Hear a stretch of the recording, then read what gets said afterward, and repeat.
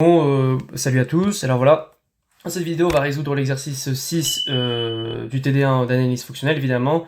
Ça peut être utile pour toutes les personnes qui veulent s'entraîner en analyse fonctionnelle, particulièrement sur la notion de complétude et la notion d'espace de verre. La question 6 est composée de 3 sous-questions, là on va résoudre la question 1 évidemment. Je mettrai un timecode pour ceux qui veulent directement sauter sur la question 2 ou 3. Donc là j'ai commencé à écrire ça pour gagner du temps de vidéo, parce que c'est simple. Grosso modo, notre démonstration se divise, c'est une démonstration par l'absurde, qui se divise en deux principales sous-parties. Donc là, c'est la première sous-partie. Donc, là, on commence par notre hypothèse par l'absurde, où on dit, supposons que x est complet, et qu'il dispose d'une base innombrable. J'en profite pour dire que dès que j'écris une lettre latine soulignée, ça représente un vecteur, et dès que c'est qu'une lettre, latine ou pas d'ailleurs, pas soulignée, c'est un scalaire. Évidemment, le scalaire, c'est le corps sur lequel est construit notre espace, on a bâti notre espace vectoriel. Bon, ça, c'est les définitions de L1, sur lesquelles on ne va pas revenir. Donc là, c'est notre hypothèse absurde. On dit maintenant, on peut définir une suite de sous-espaces vectoriels xn, qui sont des sous-espaces vectoriels de x, donc qui sont forcément des dimensions finies. Donc, ce qui nous est écrit là, d'après ce qui nous est donné en exercice, on peut admettre que xn est fermé, parce que forcément, il y a une dimension finie, que vous voyez, c'est le span ou vect des n premiers éléments de la base. Évidemment, ensuite, on peut écrire ça, ce qui est trivial. Et maintenant, là, je vais écrire, on va démontrer que si xn est un sous-espace vectoriel, alors il y a deux possibilités, ou bien xn est un intérieur vide, ou bien si xn n'est pas un intérieur vide, il représente tout x. C'est-à-dire que si on considère que xn n'est pas un intérieur vide, on va montrer, ça va être une démonstration par l'absurde, que, hop là, tac, que cette possibilité-là n'existe pas. Ça veut dire qu'il existe un point qui est dans x, mais qui n'est pas dans xn. C'est-à-dire que soit xn est un intérieur vide, soit xn est égal à tout x. Il n'y a pas, c'est encore une fois, cette possibilité où on peut trouver deux points exclusivement appartenant à x. Donc, on commence, ça va être aussi une démonstration par l'absurde. Donc, encore une fois, par l'absurde, voilà, tac, par l'absurde, xn n'est pas d'intérieur vide, et on va dire, et xn évidemment est strictement inclus dans x. Donc, si xn n'est pas d'intérieur vide, par définition, ok, si xn est différent d'intérieur vide, ça entraîne forcément qu'il contient une boule ouverte. Encore une fois, on est dans un espace topologie, c'est celle engendrée par les boules ouvertes. AR, voilà. Vous voyez que notre vecteur ici est souligné, notre scalaire lui ne l'est pas, qui est l'ensemble des points x appartenant à x tel que a moins x est strictement inférieur à r, qui est strictement inclus dans xn, parce que sinon, encore une fois, xn n'est pas intérieur vide. Comme là, xn n'est pas d'intérieur vide, alors il existe forcément une boule, un point, une boule, voilà, qui est entièrement contenue dans xn. Maintenant, on continue, et on écrit, maintenant on continue, et on va définir pour tout z, on va mettre pour voir que c'est différent, quel que soit z appartenant à x, on va définir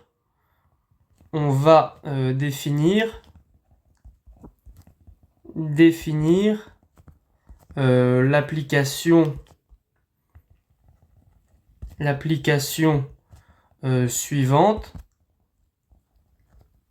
Ok, c'est l'application T qui, à chaque élément de x, fait correspondre un unique élément aussi, donc à chaque vecteur, un élément de x, un autre élément de x, de la manière suivante. Donc z, c'est un élément de x, on lui fait correspondre l'élément suivant a plus. Ah, ça, c'est un trick à connaître, parce que c'est une astuce qui revient souvent dans l'idée. Parfois, c'est avec quelques modifications, mais c'est dans l'idée. Fois z, voilà, est égal à t de z. Donc, en gros, schématiquement, qu'est-ce qu'elle fait, cette application? Donc là, on va dire, je vais commencer par faire un gros dessin. Là, on a tout notre espace x. Là, on va dire qu'on a, voilà, que là j'ai, oh, il est trop beau, que là j'ai xn. Voilà. À l'intérieur de xn, j'ai une boule. J'espère que c'est assez grand, oui. Vous comprenez, voilà. Ça, c'est ma boule, donc là, c'est de centre A et de rayon R. Et que fait mon application? Elle prend n'importe quel point de X, en particulier s'il n'est pas dans Xn, et elle l'envoie à l'intérieur de la boule. Elle va envoyer ce point à l'intérieur de la boule, on va dire ce point à l'intérieur de la boule, etc., etc. Évidemment, elle fait correspondre au canonique point, parce que c'est une application. Encore une fois, ça, c'est des définitions à connaître. Tac, et là, ça va être, bon là, je vais écrire, mettre en plus gros, peut-être un peu petit, TZ1, par exemple. Voilà, pour là, pour Z2, on va le changer pour pas que ça soit, pour pas que ça se chevauche. Il fait correspondre le point TZ2. Vous avez compris l'idée. Donc une fois qu'on a compris l'idée, celui-là, je vais pouvoir le mettre plus petit. Voilà. On remarque évidemment tout de suite, là on va pas faire tous les calculs, mais, parce que les calculs sont vraiment triviaux, on remarque évidemment que T comme, voilà, comme, pardon, T2Z moins A, je vais pas faire les calculs qui sont vraiment triviaux, vous remplacez juste par l'expression, on obtient que c'est égal, patati patata, c'est égal à R sur 2, donc ça fait vraiment R. Donc ça entraîne que quel que soit Z appartenant à X, virgule, T de Z, lui, appartiendra forcément à notre boule ouverte, à R. D'accord? Ça c'est le premier point. Ensuite, on continue, et on va dire que Xn est un sous-espace vectoriel. Donc, toutes les combinaisons linéaires, donc il préserve... toute combinaison d'éléments de Xn est encore de Xn, est un sous-espace vectoriel. Et on a aussi, évidemment, quel que soit le scalaire, quel que soit alpha scalaire et quel que soit T de Z appartenant à X, bon évidemment en particulier T de Z appartient à Xn, oui, donc ça parce que ça lui est strictement inclus dans Xn, donc T de Z appartient à Xn, ça entraîne que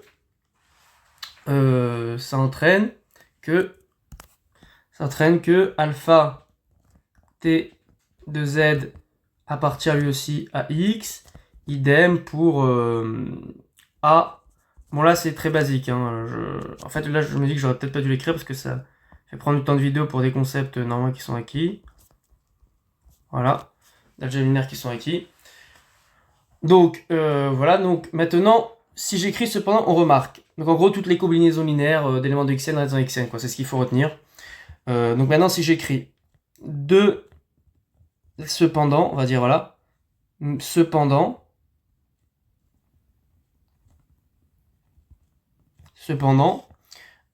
si j'écris pour la combinaison, là ça comme c'est important, je vais peut-être l'écrire plus en détaillé, pour la combinaison ligne suivante, virgule, ligne suivante, on n'a que 2 Z T de Z sur R moins 2 Z sur R fois A, pardon, excusez-moi là je suis un peu enfin je le fais en même temps donc parfois il y a des peut-être, faut que je réfléchisse un petit peu. Ça, on développe toute l'expression, encore une fois remplacée juste par l'expression vous verrez, et ça c'est égal à Z. Or, ceci c'est parce que ça, évidemment, ça c'est un scalaire, ça aussi c'est un scalaire,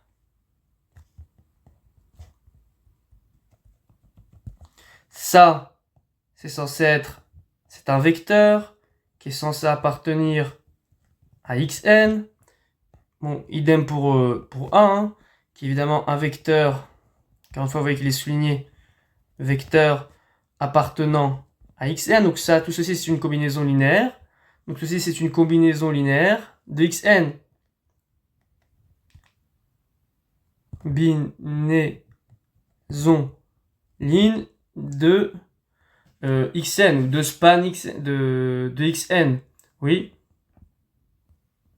Puis encore une fois, si lui appartient à xn, bon là je vais pas l'écrire parce que ça va alourdir, ça veut dire qu'il existe une suite de scalaires dans la base telle que k avec k, un n, vous avez compris l'idée, la même chose pour a. Donc ça entraîne que les de xn, donc ça entraîne donc forcément, ce qui entraîne que z appartient lui aussi forcément à xn. Donc voilà, donc c'est un problème parce qu'on a commencé à dire par notre hypothèse par l'absurde, si xn est strictement, où est-ce que c'est? On va définir avec la suivante. Voilà, si xn est strictement contenu dans x, ça veut dire que forcément il existe au moins, pardon, ça s'entraîne qu'il existe au moins un z appartenant à x tel que z n'appartient pas à xn. Or là on vient de démontrer qu'un tel z ne peut pas exister parce qu'il appartient forcément à xn. Donc on a démontré maintenant les trois conditions ici. Donc on va pouvoir passer maintenant à la deuxième partie de la preuve. Bon là j'ai mis en pause la vidéo pour écrire, pour pas perdre de temps, j'ai écrit la définition de l'espace de Baire. Il y a une autre définition qui est par l'intersection d'ouvert-dense, qui dit que toute intersection d'ouvert-dense, suite d'ouvert-dense dénombrable et reste dense dans E. Bon là c'est une autre définition. On dit aussi que c'est pas au lieu de dire parfois au lieu de dire est un espace de Baire, on dit possède la propriété de Baire. Je veux dire que ça c'est la définition qui va nous être utile dans notre réponse. Donc là, qu'est-ce qu'on fait? On voit que pour nous, donc je la lis, l'espace métrique XD est un espace de Baire, ou est dit posséder la propriété de Baire, si et seulement si, quelle que soit la suite d'innombrables Fn de fermés d'intérieur vide, on a que l'union de tous ces fermés, et lui aussi d'intérieur vide. Donc, vous voyez tout de suite là où on va en venir. Là, on va prendre notre suite Xn, qui est aussi une suite de fermés d'intérieur vide. C'est bientôt la fin, évidemment, puisque sinon, c'est ce qu'on a démontré plus haut, si xn n'est pas d'intérieur vide, xn est égal à tout x, ici. Or, xn, lui, est de dimension finie, et x est de dimension infinie. Donc forcément, la seule hypothèse, si notre démonstration s'arrête tout de suite, que l'on peut considérer comme juste pour la suite, c'est que tous les xn sont de dimension finie et d'intérieur vide. Encore une fois, si on s'arrête là, si on dit que xn est égal à tout x, on a fini. Il n'y a pas besoin d'aller plus loin. Or, évidemment, faut continuer à exploiter l'autre possibilité pour fermer, si vous voulez, toutes les portes, pour qu'il n'y ait plus d'options qu'on n'ait pas explorées et dont on n'a pas démontré que cette option-là, si on suit la route où elle nous mène encore une fois vers une contradiction. Donc on continue. Xn est issu de fermé d'intérieur vide. Cependant, donc ça entraîne forcément, d'après le théorème de Baire, parce que, ah oui, j'aurais dû l'écrire, tant pis, je vais l'écrire tout de suite, je vais l'écrire là. Théorème, tout espace métrique, si on a un espace métrique complet, ça entraîne que c'est un espace métrique complet, ça entraîne forcément que c'est un espace de Baire. Mince, tac. Pardon. Espace de Baire. Donc de manière équivalente, on se rappelle, A entraîne B, l'équivalence c'est non B entraîne non A, et non pas non A, et non pas non A entraîne non B. Donc ça entraîne, si ce n'est pas un espace de Baire, pas espace de Baire, ça entraîne que ce n'est pas un espace métrique complet. Ce n'est pas un espace métrique complet. Donc là, on va utiliser ce théorème pour démontrer que justement notre espace, dans ce cas, n'est pas un espace de Baire, ce qui va entraîner qu'il n'est pas complet. Donc xn est intérieur vide, donc union de xn, pardon, d'après si il est de Baire, si c'est un espace de Baire, ça entraînerait que l'union de tous les xn, qui pour rappel, voilà, on va écrire ça comme ça, union de tous les xn de n est égal à 1 à l'infini, qui pour rappel est égal à x, ok, on aurait X, lui, et aussi l'intérieur vide. Ce qui n'est pas possible, puisque je rappelle qu'on est dans un espace métrique. On est dans un espace métrique. Bon, là, je vais aller un peu plus loin en développant avec en topologie générale, pour montrer, parce que c'est très loin en topologie générale avec les définitions générales. Mais enfin, on voit tout de suite que, de toute manière, un espace vectoriel normé ne peut pas être intérieur vide. Pourquoi? Là, c'est pour celui qui veut aller plus loin. Je pense que je mettrai un timecode. Si on pouvait passer tout de suite au timecode de la sous-question 2. Parce qu'on rappelle un espace topologique, c'est le couple. Bon, là, c'est très vite. Hein, c'est pas une définition X, tau, c'est la définition générale. Avec tau qui est une famille de sous-ensembles de X, tel que, alors tau, on va dire tau famille, bon, j'écris rapidement, encore une fois, c'est pas de sous-ensembles de X. Je vous conseille les vidéos de Malthus sur le sujet qui seront plus complètes que les miennes. Voilà, de X, qui vérifie tel que, elle doit vérifier trois propriétés. X et l'ensemble vide, appartiennent à tau. Voilà, tac. La deuxième réponse, c'est que toute union dénombrable, toute union justement dénombrable ou non, toute union dénombrable ou non d'éléments de tau reste toute union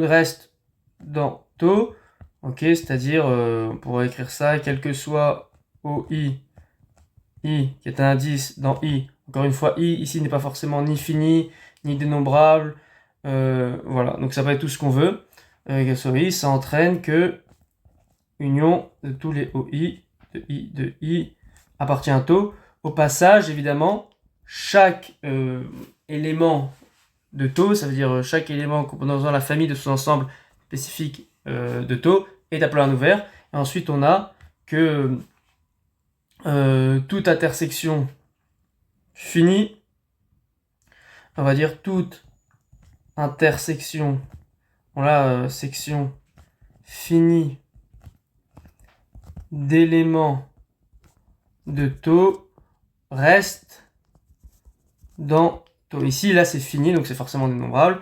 Reste dans tau. Bon, ça, c'est rapide. Ok, donc quand on est dans le cas, là, je vais mettre ça comme ça. Quand on est dans le cas, voilà, pour bien séparer les deux. Voilà. Quand on est dans le cas où on a un espace vectoriel normé, d'accord, ou un espace métrique, bon là prenons le cas d'un espace vectoriel normé. Ok, donc déjà on va dire ça s'appelle tau, en lui-même s'appelle la topologie. Ok, topologie, c'est d'aller vite. Là, c'est l'espace topologique. Le couple s'appelle espace topologique, donc le couple de l'ensemble et de la famille de sous-ensemble. Si vous voulez, c'est un peu comme les tribus. Sauf que là, la topologie, c'est une famille de sous-ensembles qui, comme les tribus, doit respecter certaines propriétés particulières pour vérifier la définition de la topologie, mais qui n'est pas la même que celle des tribus, quoi. Mais c'est dans l'idée, pour ceux qui connaissent ces tribus, c'est une famille de sous-ensembles, c'est une catégorie de famille de sous-ensembles qui doit respecter certaines propriétés. J'espère que j'étais assez clair, pour ceux qui connaissent les tribus. Voilà, donc maintenant quand on a un couple, voilà, ça veut dire quoi? Tous nos ouverts, concrètement, c'est toutes nos boules ouvertes. D'accord? Et pour dire que X soit d'intérieur vide, ça veut dire que quel que soit l'élément, on va noter, donc là, on va noter ce couple, ce sera plus simple pour comprendre, voilà. Quel que soit l'élément, quel que soit l'ouvert, ça veut dire forcément que quel que soit l'ouvert appartenant à tau X, ça veut dire que si on dit X intérieur vide, c'est si et seulement si, quel que soit donc l'ouvert appartenant à tau X, ça entraîne, on a que O lui aussi est forcément d'intérieur vide. Or, si je prends, évidemment, il suffit donc que je trouve qu'un seul élément qui appartient à la topologie tau qui n'est pas intérieur vide, il est très facile à construire, je prends n'importe quelle boule, je prends la boule B, boule centrée en 0, donc là c'est le 0 de l'espace vectoriel, donc encore une fois je le souligne, de rayon 1, d'accord, qui appartient par définition, puisque encore une fois, cet espace topologique, et cette topologie-là, donc celle-là, pardon, c'est celle qui contient toutes les unions dénombrablement infinies que l'on peut faire avec les boules ouvertes. Donc c'est exactement ça, auquel on ajoute évidemment l'ensemble vide et x tout entier. Donc c'est forcément que par définition, Bix appartient forcément à cette topologie-là. Encore une fois, là, c'est pas nécessaire de comprendre, mais dans la suite du cours, on utilise ces définitions plus générales de topologie générale et pas simplement de topologie des espaces métriques. Donc ça entraîne forcément, donc appartient forcément à taux, et on remarque tout de suite, on remarque tout de suite, donc ça c'est trivial, je vais pas le démontrer, que la boule centrée toujours en 0, x et L de rayon 1,5, donc ça c'est le 0 de l'espace vectoriel, encore une fois je rappelle, est strictement incluse dans la boule centrée, bon ça c'est trivial, hein, on va encore une fois pas le démontrer, donc forcément x, donc la boule sera 0, elle n'est pas d'intérieur vide. Donc on a trouvé au moins un élément de la topologie, cette topologie là, pas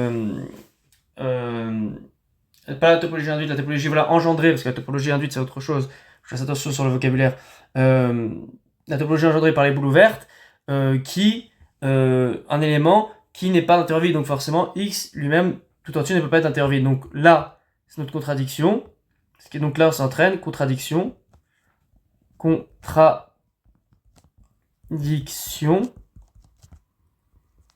ok, car x n'est pas d'intérieur vide, pour les raisons qu'on vient juste de mentionner ici. Voilà, j'espère que ça n'a pas été trop long. Voilà, donc on passe ensuite, on se retrouve pour la sous-question 2. Bon, alors maintenant on passe à la sous-question 2, donc 6.2 du TD1. Donc pour gagner du temps, encore une fois, j'ai déjà écrit ça à l'avance. Donc il s'agit de soit E un espace métrique complet, et soit Fn issu de fermé de E, tel que l'union de tous les Fn est égale à E, montrer que l'union de tous les intérieurs de Fn est une verdance de E. Donc la question elle a deux parties. Il s'agit de montrer que l'union de tous les ouverts de E, de tous les intérieurs de Fn est un ouvert, et la deuxième partie que cette union est aux idences de E. Donc la première partie est triviale, donc il s'agit, on va le démontrer, mais ça va nous permettre de revenir sur les définitions générales de topologie générale qu'on a vu juste avant.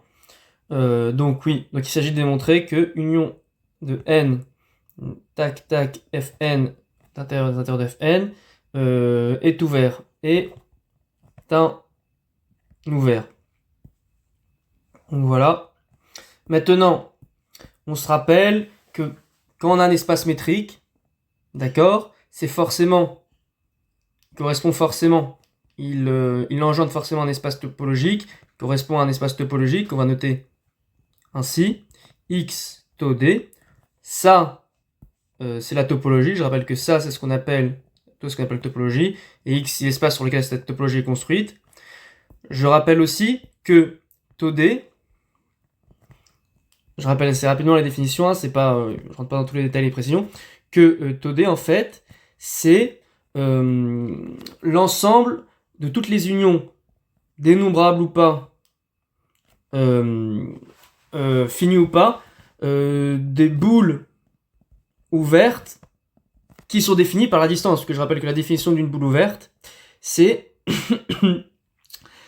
l'ensemble, donc là on est dans E, non, dans X, pardon, donc l'ensemble des X, des points X appartenant à X tels que D de A à X soit strictement inférieur à R.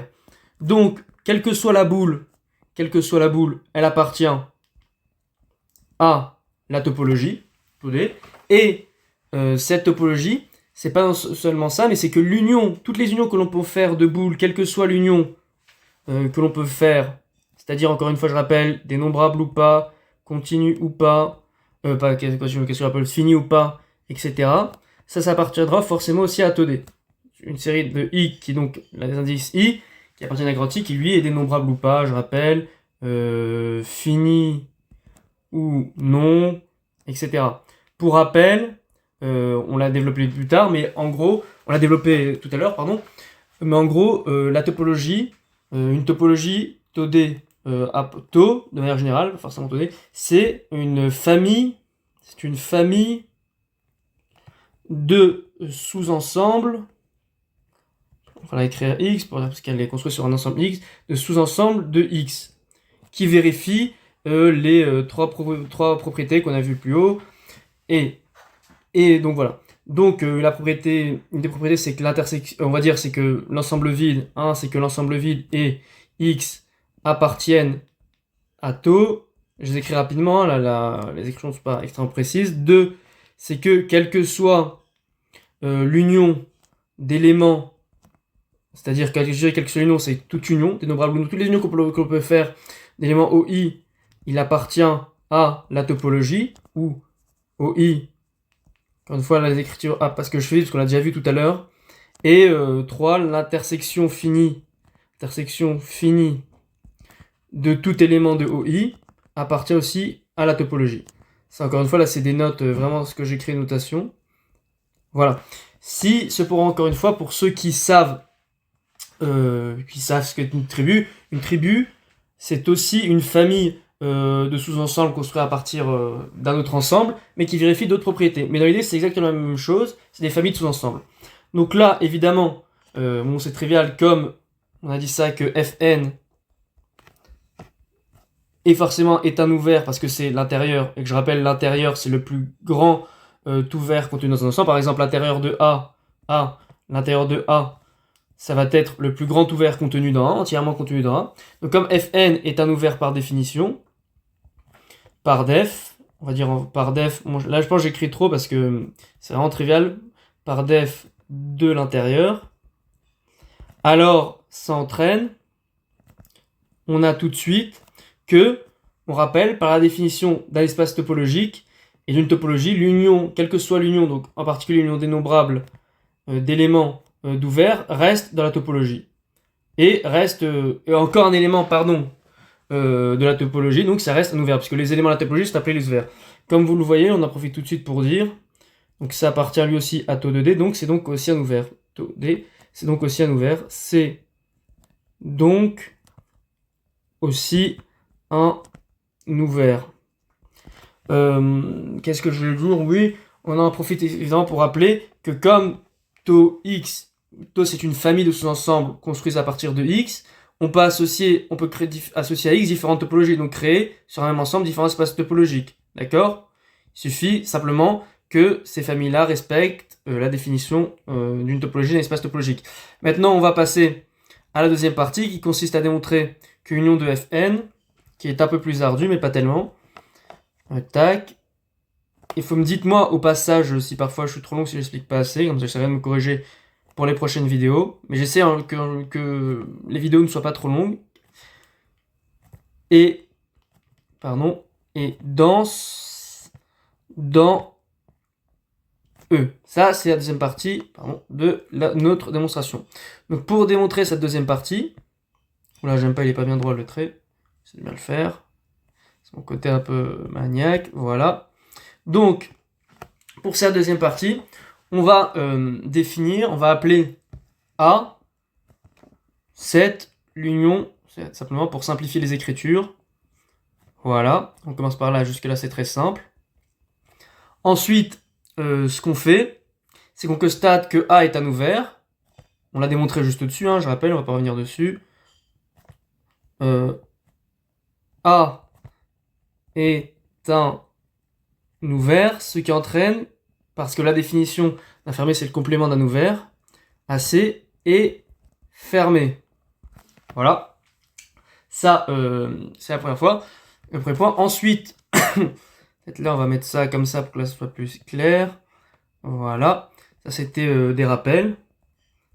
C'est de l'approfondissement qu'on a vu à la fin en 6.1. Voilà. Ça fait toujours du bien de rappeler au pire. Et maintenant on va définir une nouvelle suite. F vague, ou F tilt, je crois qu'on dit F tilt n, qui est égal à, pour chaque n on définit, qui est égal à Fn inter AC. Or, je rappelle que Fn par, c'est écrit ici, Fn est une de fermé, donc ça entraîne que Fn est fermé que A aussi. Lui, il est fermé par hypothèse, et lui aussi est fermé, on vient de l'expliquer plus haut. ça entraîne que Fn est fermé. Ok, Fn est fermé. Pardon, F tilde n, évidemment, est fermé. On remarque aussi tout de suite que, avec cette suite de F tilde n, évidemment, ça, c'est valable, la définition, elle est valable quel que soit n, appartenant à n. Hein. Donc, on remarque aussi tout de suite la chose suivante. Donc, vous savez quoi, on va l'écrire ici.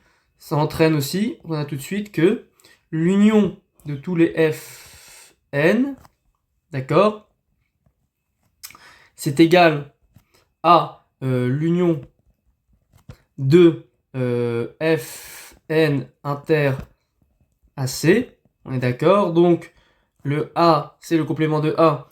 On peut le sortir. Et on a AC inter...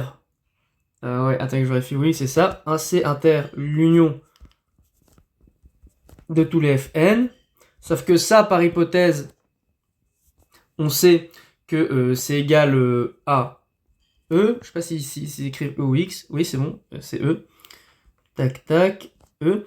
Et donc, forcément, puisque E c'est tout l'ensemble et que AC est une sous-partie de E, que le complément de A, quand j'ai AC, c'est le complément de A est une sous-partie de E, forcément on a que ça c'est égal à AC. Donc c'est déjà une première propriété intéressante de cette suite de là de F tilde n.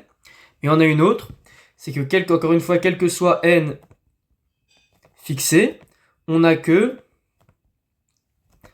l'intérieur de F, hop là, l'intérieur de F tilde n, c'est égal à l'intérieur de Fn inter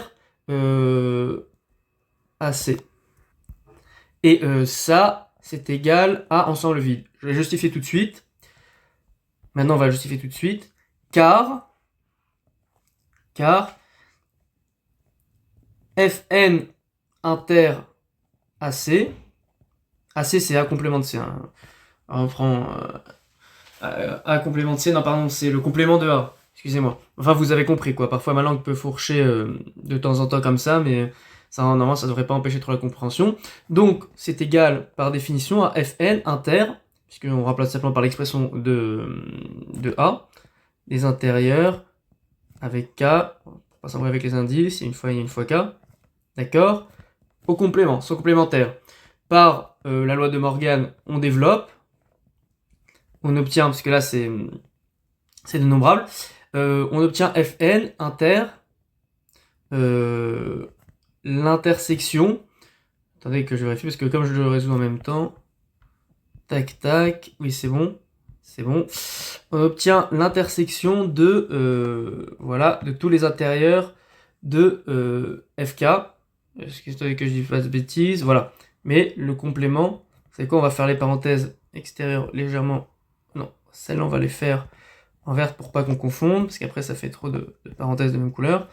J'espère que comme ça facilitera la compréhension. D'accord? Donc là, ça c'est égal à ça. Si on développe l'expression, ça veut dire qu'on a Fn, d'accord, inter, donc là, on va faire la grande parenthèse, inter F1 C, inter F2 C, un C c'est complémentaire, etc., etc., jusqu'à évidemment que le K, ce cas-là, il passe sur tous les N, d'accord? Il passe sur tous les N, donc il va forcément aussi, à un moment, être égal à N, à ce N-là, ok? Voilà, donc inter F, voilà, N sont complémentaires, et on continue, etc. Par les opérations, tac, tac, parce que voilà, pour que ça tienne sur la même ligne, ce sera plus simple à la compréhension. Donc maintenant, on rentre ce Fn là, ce qu'on peut par les opérations d'intersection le permettre avec ce Fn là. Donc là, je vais pas écrire évidemment, tout le reste à changer. Hein. On a F inter 1 de C, inter patati patata. Tac tac, 2 secondes. Parce que je pense que ce serait plus clair si je l'écris, ça reste sur une ligne que si je l'écris sur 2. Donc là, inter, et lui, on a rentré ce Fn là, donc Fn, Fn inter, F, tac, F, N, le complémentaire, et évidemment ensuite, ça reste, tout le reste reste inchangé. Or, cette expression-là, c'est égal, cette expression-là, c'est égal à la frontière, je sais pas exactement, je vais vous montrer par un dessin, là j'ai le mot qui m'échappe, je vous montrerai par un dessin ce que c'est, de Fn, d'accord? Et ça c'est forcément d'intérieur vide. Tout simplement pourquoi?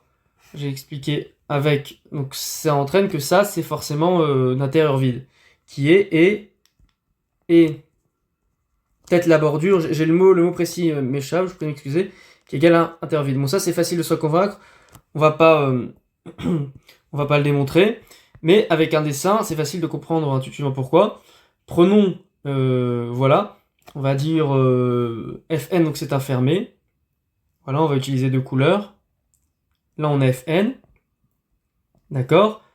On va utiliser, voilà, l'intérieur de Fn, donc c'est le plus petit, le plus grand, pardon, ouvert continu de Fn, donc c'est Fn sans sa bordure. Voilà, c'est tout ce qui se situe. Là, je le fais en vert. J'espère que c'est assez clair. Voilà. Sauf que l'on prend le complément de l'intérieur de Fn, donc ça entraîne que c'est tout ce qu'il y a. Enfin, en gros, on voit qu'il reste que l'intersection, ça reste la bordure. C'est tout ce qu'il y a à l'extérieur. Donc le complément, voilà, je vais le faire en jaune, de Fn, ce sera plus simple. Voilà. Puisqu'il va forcément couvrir ça. Et là, on va faire X, pardon. Faire X pour bien faire tout le complément. Voilà, ça, le complément, il est en jaune. Donc, attends, on va écrire X, pardon, qu'est-ce que je raconte? Fn, c'est l'intérieur, en vert. Et en jaune, par contre, on en est où? Voilà, vous avez compris. Bon, ça, c'est le complément. Je vais pas tout bien colorer, hein, parce que l'important, c'est que vous compreniez l'idée. Ça, c'est le complément. Voilà, c'est pas très bien coloré, hein, mais enfin, vous avez compris l'idée. Voilà, ça, c'est le complément. Il me fait ça, tac, tac, c'est moi qui fais une bêtise. Donc, vous voyez, en jaune, c'est le complément de... Voilà, en jaune. En jaune, c'est le complément... J'espère que ça se voit assez, je l'écris en gros. Fn, c'est son complément. Et on voit, assez intuitivement que ce qui reste, c'est la surface ici. Que c'est la surface en noir, donc là je l'écris de fond en noir, j'espère que vous comprenez, c'est des Fn. Or, dFn c'est pas vraiment la surface, c'est la bordure et d'intérieur vide. Donc ça nous permet de justifier ce résultat-là. D'accord, que l'intérieur de Fn est d'intérieur vide. Ok, ça on peut écrire... on peut écrire que c'est... on va l'écrire là, tiens, on va l'écrire là. Là, en bleu. On a la cohérence. On va écrire là, ça c'est la bordure de dFn, voilà, qui est égale, par définition, à l'intérieur vide. Voilà, paf. Pourquoi il me fait... Bon, voilà, on va dire que... Bon, là, les ronds, c'est pas très joli. Donc, on continue. Ensuite, voilà. Donc, là, j'ai fait un cut rapide pour copier ce qu'on a écrit plus haut. On va revenir sur les théorèmes. On sait maintenant... Pardon. Voilà. On sait, donc maintenant, on a construit une suite, Fn, d'accord, qui est fermée, donc Fn, voilà, notre suite de sous-ensemble, qui est fermée, plus d'intérieur vide. Intérieur vide. Ça, on va le noter, voilà, on va le noter 1. Maintenant, on sait aussi, par hypothèse, ça nous est donné, je reste bien que ce soit le cas, oui, que c'est un espace métrique complet. Donc, comme E est complet, donc maintenant on applique simplement la définition, E est complet, E est E complet, voilà, espace métrique complet, ça entraîne que c'est un espace de Baire, que E, espace de Baire. Donc, si c'est un espace de Baire, il vérifie la définition là, et comme notre suite Fn c'est une suite de fermé intérieur vide, ça entraîne que l'intérieur de l'union de tous les n, pardon, n de f tilde n, est lui aussi d'intérieur vide. Or, pour rappel, on a que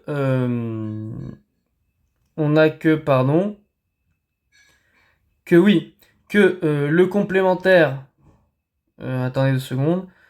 Oui, on a que l'union de tous les Fn est égale au complémentaire de A. Oui, voilà. Alors là, bon, là je vais l'écrire. Bon, là j'ai écrit 1, c'est dommage. Je vais écrire ça 2. J'aurais dû écrire ça comme ça. Voilà. Or, d'après 1 entraîne que on a que l'union de tous les F tilde N. Union de tous les F tilde N, j'aurais fait une bêtise, oui, c'est égal au complémentaire de A. Et de 2, on a que ce complémentaire de A, donc, comment écrire, voilà, on va dire A, C, on va dire, voilà, intérieur de A, C, qui est égal, donc, par le 1 à l'intérieur de l'union, ça c'est sur N, voilà, F, N, l'intérieur de Fn est égal, on l'a démontré en 2 et d'intérieur vide. Or, d'après la définition, A, il y a plusieurs définitions équivalentes pour dire que A est dans X. Je vous ai une d'entre elles, c'est une définition de Wikipédia. Soit X est un espace topologique et A une partie de X. On dit pour rappel aussi, par définition, pardon, qu'est-ce que j'ai écrit? Voilà, pourquoi je l'écris pas. A, par définition, c'est égal à l'union de tous les Fn. Sans tilde, sans rien, ça c'était la manière dont on l'a défini. Donc, on dit soit un espace topologique A une partie de X, on dit que A, donc ici c'est celui-là chez nous, est dans X, ou encore partout dans une des probabilités équivalentes et satisfaites. La probabilité équivalente et satisfaite qui nous intéresse, c'est celle-là. Si le complémentaire de A est d'intérieur vide, et c'est exactement ce qu'on a démontré ici. Ici, on a défini le complémentaire de A, et là on a démontré que ce complémentaire de A était d'intérieur vide, donc ceci nous permet de finir la question 6.2, et ensuite on va passer à la question 6.3. Voilà pour la sous-question 3 de l'exercice 6. Donc, qui nous dit soit T une application linéaire continue, E, un espace normal complet. On suppose que pour tout X appartenant à E, il existe un Nx, tel que T, à l'application T appliquée Nx fois, n indice X plutôt, sur X donne 0. Montrer que T est nilpotente. Donc, commençons rapidement par la définition de nilpotente. Je préfère l'expliquer oralement que l'écrire, parce que son écrire serait trop long. Ça nous dit que tout endomorphisme, donc une application linéaire, bon là, on va ensuite je vais dire en application linéaire parce que c'est plus simple, mais un endomorphisme, c'est un morphisme d'un groupe dans lui-même qui préserve la structure de groupe. Bon bref, là ça va nous mener vers trop loin, donc c'est de dériver trop.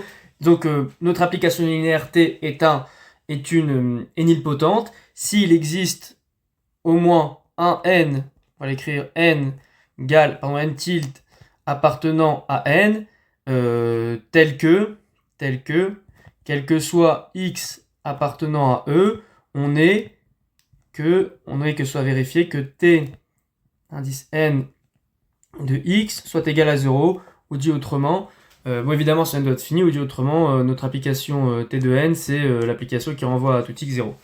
Bref, 0 évidemment, le 0,2, bon je vais l'écrire à chaque fois parce que ça alourdit les écritures, j'espère que vous comprenez. Évidemment, celui-là doit être fini, il doit au moins en exister un, ainsi. Premièrement, maintenant là j'écris comme d'habitude les premières considérations évidentes pour pas perdre du temps de vidéo. T continue, c'est ce qui nous est donné en hypothèse, une application continue. Donc T de n qui correspond à la composée de n fois la fonction T. Donc si vous voulez, c'est T sur T, etc. appliqué, tac tac, sur X, appliqué n fois, ça c'est n fois. Comme c'est une composée de fonction continue, composée 1 plus finie, de fonction continue, elle est aussi continue. Maintenant, ça c'est très important, le ker de T de n, d'accord, pour tout n fixé, c'est l'ensemble de x tel que T de n de x est égal à 0, et il est fermé. Ça, on va écrire que c'est ker de T de n. Voilà, on va l'écrire entre parenthèses. Voilà, quart d de n est fermé parce que c'est une image réciproque d'affirmer par une fonction continue. On a appris évidemment qu'une fonction est continue si, quelle que soit la préimage de tout ouvert, reste ouvert, la préimage de tout fermé est un fermé, c'est si et seulement si.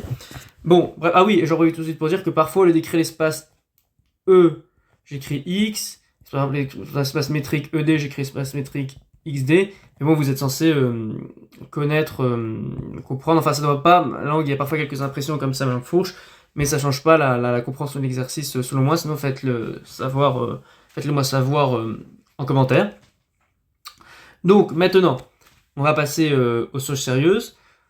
Donc, qu'est-ce que nous dit? Qu'est-ce que je peux dire maintenant? Quel que soit X appartenant à E, je peux dire qu'il existe au moins un NX appartenant à N. Ça, c'est encore une fois, c'est par l'hypothèse qui nous est donnée, tel que X appartienne à ker, hop là, de T de N de X. Jusque-là, on est d'accord, n'est-ce pas? Normalement oui, parce qu'il y a pas de difficulté. Donc maintenant, ça entraîne, qu'est-ce que je peux écrire? Que, quel que soit X appartenant à E, quand on dit quelque chose, c'est comme si je prends un X, je le fixe. On a que X appartienne à l'union, parce que N appartenant à N, de tous les kers de T de N, tac tac. Bien évidemment, donc ça entraîne que l'union de tous les kers de T de N est égale à E. Évidemment, avec N appartient à... Voilà, on va l'écrire comme ça. Voilà.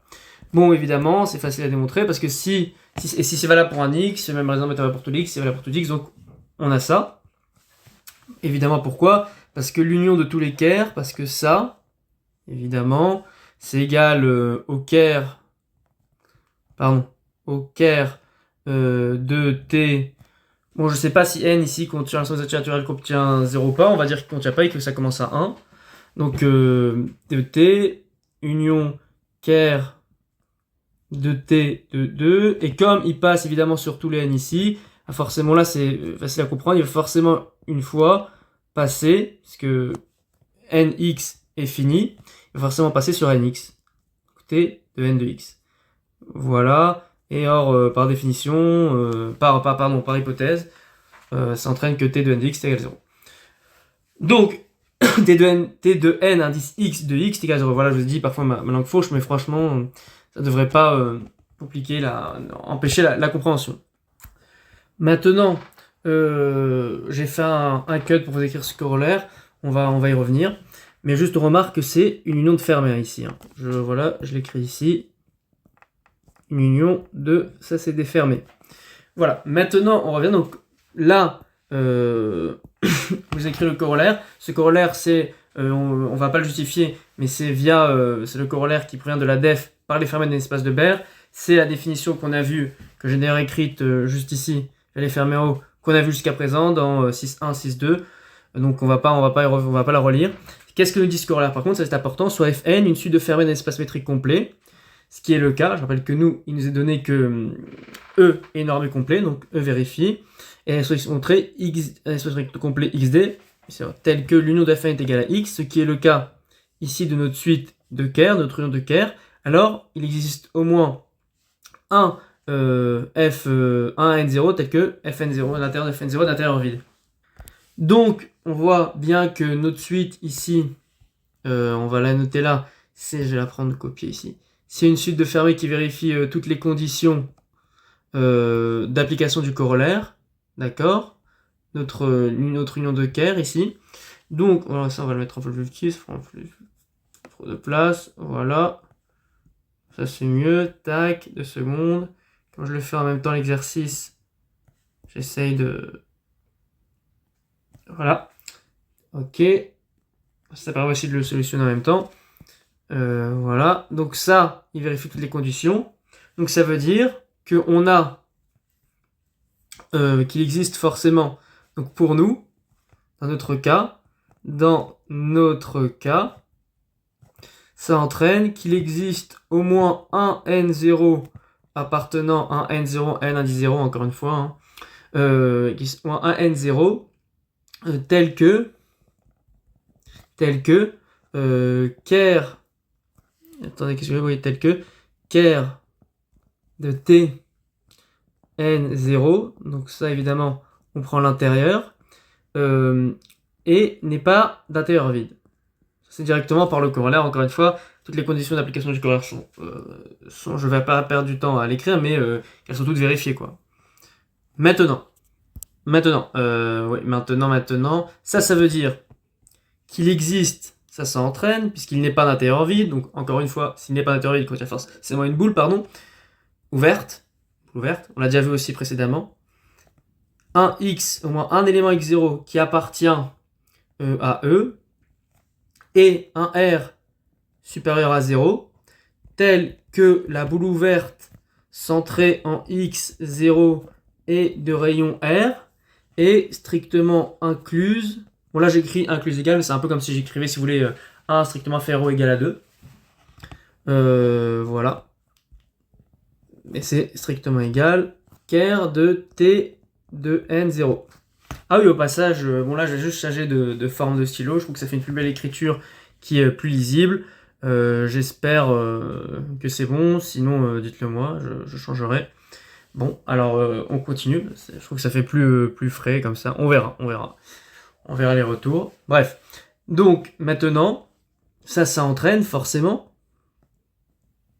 puisqu'elle est strictement incluse dans le cas de T0, on va le mettre voilà, à la ligne pour que ce soit encore plus clair, l'enchaînement logique, ça entraîne que quel que soit x, on va le noter x égale x tilde, appartenant à B, donc à cette boule ouverte là, x0 R, on a que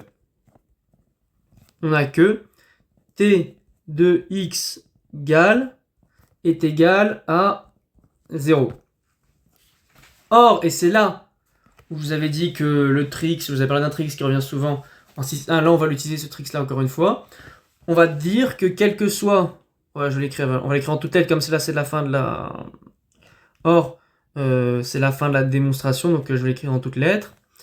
Or, quel que soit x appartenant à E, ce x, virgule, ce x peut, on va dire ce même x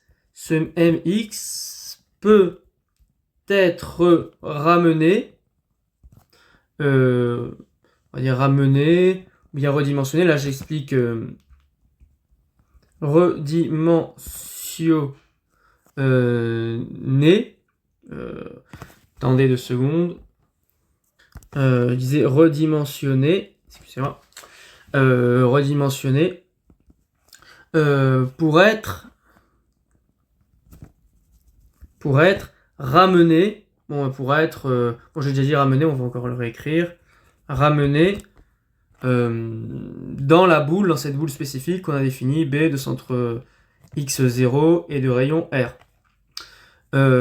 Par exemple, ok, on va dire par exemple, en utilisant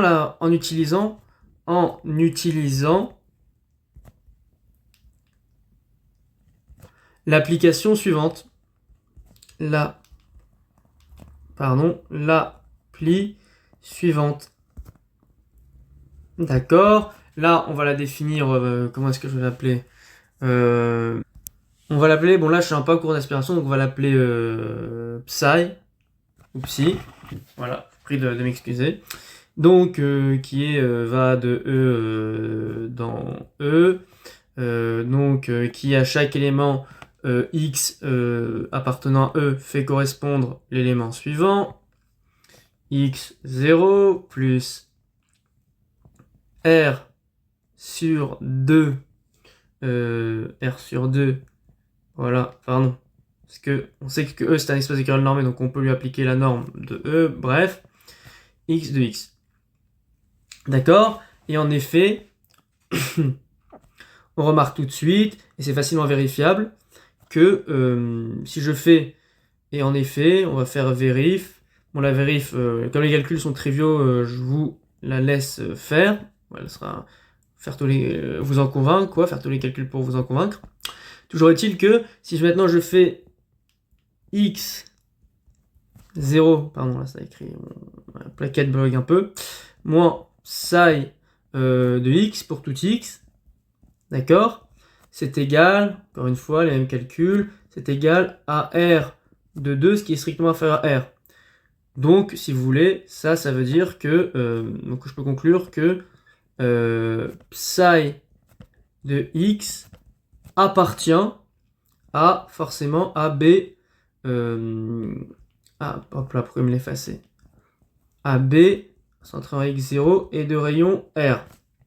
Maintenant, et c'est là où on va finir, évidemment, vous voyez où on va en venir, forcément, t de n0 de psi de x est égal à 0, puisque je rappelle que psi de x maintenant appartient à cette boule ouverte, qui est elle-même inclue dans le ker, etc., etc. Vous avez compris. Or, ça c'est égal, d'un autre côté, ça je peux aussi dire que c'est égal à t appliqué de n0 fois. Hop là. Encore une fois, dites-moi s'il y a des choses à améliorer. Hein. x0 plus rx sur 2x. D'accord. Comme t, bon je vais l'écrire, normalement il n'y aura même pas besoin de l'écrire, quoi. Parce que t par linéarité, quoi. Puisque évidemment, on va pas le démontrer ici, parce que c'est pas du tout le but, mais comme t linéaire, t line, alors c'est une application linéaire, ça entraîne que t appliqué aussi n fois, c'est aussi linéaire. Bon, ça on va pas on va pas le démontrer. Donc on va pas le évidemment, ça choque de s'être appliqué une fois. Bon là, on va voir, ça c'est égal à t de n0 appliqué n0 fois donc sur x0 plus. Oula, là ça il va falloir faire ça un peu plus petit parce que là j'ai écrit trop gros. Tac tac. Voilà. Faire ça un peu plus petit. C'est en général de pas faire de zoom quand j'écris parce qu'on voit pas ce qui est écrit avant, mais parfois j'ai pas trop le choix. Enfin, en tout cas, je me suis pas assez bien, j'ai pas assez bien managé le truc pour avoir le choix, pour réussir à bien faire. Voilà, donc t n0 sur puissance n0 évidemment sur t de n0 de x. Donc on dit que tout ça c'est égal à 0. Donc on a aussi, donc ça entraîne que, il dit autrement, hop là, pourquoi c'est petit, je plaignais justement que c'est trop petit. Évidemment, ça c'est égal à 0. Encore une fois, la justification se trouve juste ici, puisque x, voilà, x0, donc on peut, je vais l'écrire ici, normalement ça c'est ça vient tout de suite, hein, donc c'est trivial quoi, t de n0 de x0 est égal à 0, c'est trivial. Donc maintenant qu'est-ce que je peux écrire? Ça entraîne que j'ai 0 qui est égal à r, voilà, je vais pas devoir écrire, on va gagner du temps de vidéo, copier, enfin du temps inutile, c'est du temps perdu, parce que c'est pas du temps expliqué, qui est égal à 0. Ça, évidemment, pourvu que x soit différent de 0, ça simplifie, sinon on divise de 0 des deux côtés. Mais si x est égal à 0, alors forcément, bon là je vais écrire, mais encore une fois c'est très bien, là, remarque. Mais, ok, si x est égal à 0, ça entraîne que t de n0, bon là encore une fois c'est très facile, est égal à 0, on va même, c'est même vrai pour tout n en réalité, parce que ça reste une application linéaire, est égal à 0, donc en particulier pour n est égal à n0, n indice 0. Bref, donc là ça entraîne que, qu'est-ce qu'on a démontré? Que quel que soit x appartenant à x, t de n0 de x est égal à 0. Et c'est exactement la définition de nilpotent, c'est-à-dire qu'il existe au moins un n antinaturel, tel que pour tout x appartenant à E, tout x appartenant à E, t de n0 de x est égal à 0. Donc avec ça on finit l'exercice, les questions de l'exercice 6. N'hésitez pas à faire des remarques et lisez bien les crédits à la fin de la vidéo. Voilà, et après on se retrouve pour d'autres questions plus tard, je l'espère. Je crois qu'il faut dire dans ces occasions-là, abonnez-vous. et bonne continuation.